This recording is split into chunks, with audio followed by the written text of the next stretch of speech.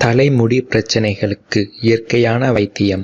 தலை வழுக்கையாக இருப்பவர்கள் கீழா நெல்லி வேரை எடுத்து சுத்தம் செய்து அதனை சிறு சிறு துண்டுகளாக்கி தேங்காய் எண்ணெயில் போட்டு காய்ச்சி அதனை தொடர்ந்து தலையில் தடவி வந்தால் வழுக்கை மறையும்.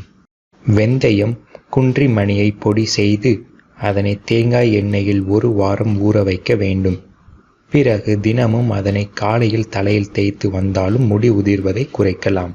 இளம் வயதிலேயே நரைமுடியினால் பாதிக்கப்படுபவர்கள் தினமும் நெல்லிக்காயை தொடர்ந்து சாப்பிட்டு வந்தாலே போதும், இளநரை மாயமாகிவிடும். வேப்பிலை 1 கையளவு எடுத்து அதனை தண்ணீர் போட்டு கொதிக்க வைத்துவிட்டு மறுநாள் அந்த சாறு எடுத்து தலையை கழுவி கொள்ள வேண்டும். இவ்வாறு தொடர்ந்து செய்தால் முடி உதிர்வதை தடுக்கலாம். சிலருக்கு தலைமுடி முழுவதும் நரைத்து போய்விடும். இவர்கள் செய்ய வேண்டியது என்னவென்றால், தாமரை பூ கஷாயம் வைத்து தொடர்ந்து காலை மாலை என குடித்து வர வேண்டும்.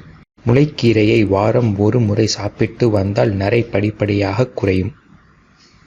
கறிவேப்பிலையை நன்கு அரைத்து தேங்காய் எண்ணெயில் போட்டு காய்ச்சி தலையில் தேய்த்து வந்தால் முடி வளரும்.